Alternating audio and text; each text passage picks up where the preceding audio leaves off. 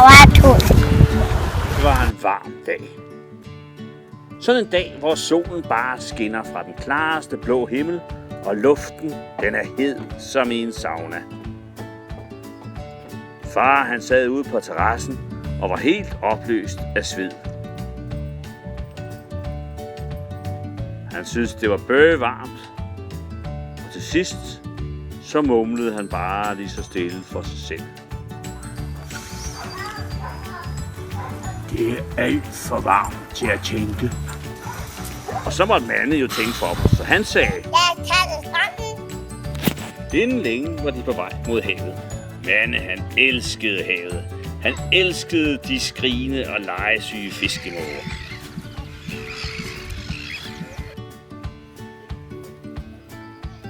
Og han elskede også iskiosken med den søde isdame. Og stranden. Manne elskede stranden, for der kunne man ligge og trække fingre og tæer igennem det varme sand. Men da de kom frem, var alting forandret. Sorte skyer var dukket op af ingenting, og fiskemågerne var holdt op med at skrige. Og iskiosken så temmelig lukket ud, nærmest som om den aldrig ville åbne. Manne gik rundt i strandkanten og dyppede tæerne i vandet, som var koldt og kedeligt, og han var trist til mode og sagde til sin far. Jeg er klamt. Far kiggede sig omkring, og han kiggede efter noget at foretage sig. Men der var ikke andet end sand og sten. Masser af sand og sten. Men pludselig lå han. Ved du, hvad vi gør? Vi bygger verdens største sandslot! Og så gik de i gang med at bygge. Far gravede og byggede tårne og mure. Og han var faktisk ret god til det. Lidt for god. Så god, at Manne ikke rigtig vidste, hvad han skulle lave. Han tog sin spand og fyldte den med sand, men far sagde, Ej, det sand, det er alt for tørt. Det skal være fugtigt sand.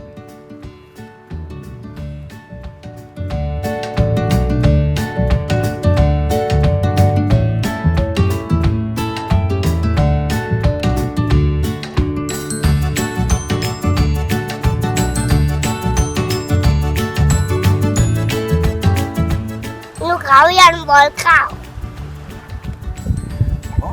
Jamen, ja, voldgrav, den er god. Men den skal være dybere. Se, nu skal du lige se. Så skal den være meget dybere og bredere. Nu skal du se. Nu skal du prøve at flytte dig lidt.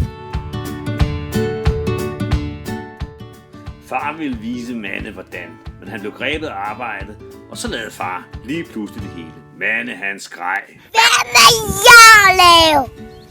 Far mente, at Manne, han kunne grave et hul. Ved siden af sandslottet, der skulle naturligvis være et stort hul. Du kan jo grave et hul. Jeg tror, der skal der være et hul. Der skal være et hul derovre. Kan du gå derover og grave et hul? Det vil være fint. Ja. Her. Ja, det er rigtig fint. Grav du bare et hul der. Det var dyber. Det skal være meget.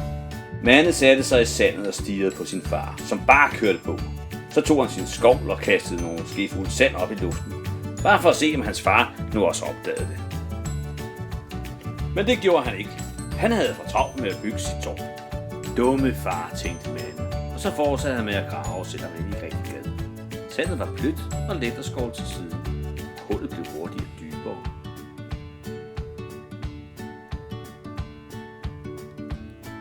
Endnu dybere.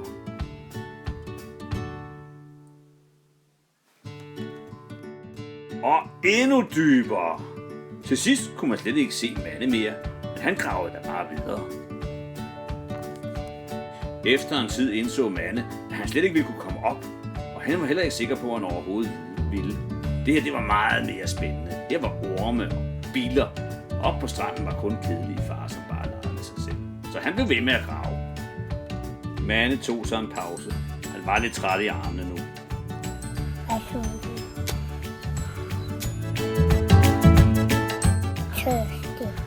Ja.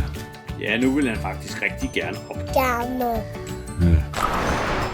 Manne hørte en lyd, og så kiggede han op.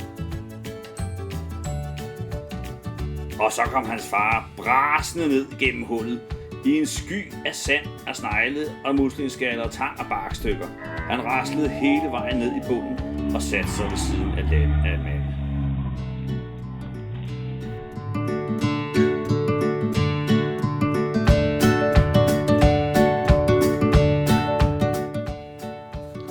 landede blødt i sandet og slog sig ikke. Han satte sig op, og så sagde han: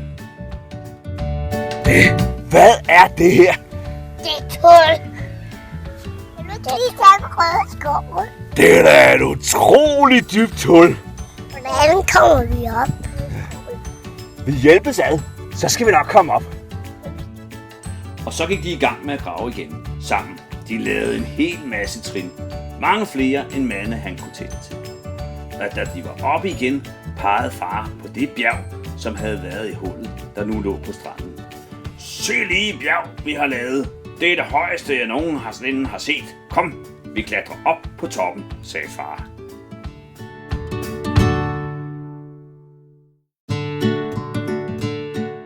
Og så sad de op på sandbjerget og så ud over det forblæste hav med skumtoppe og himmel, der stadig ikke var blevet blå.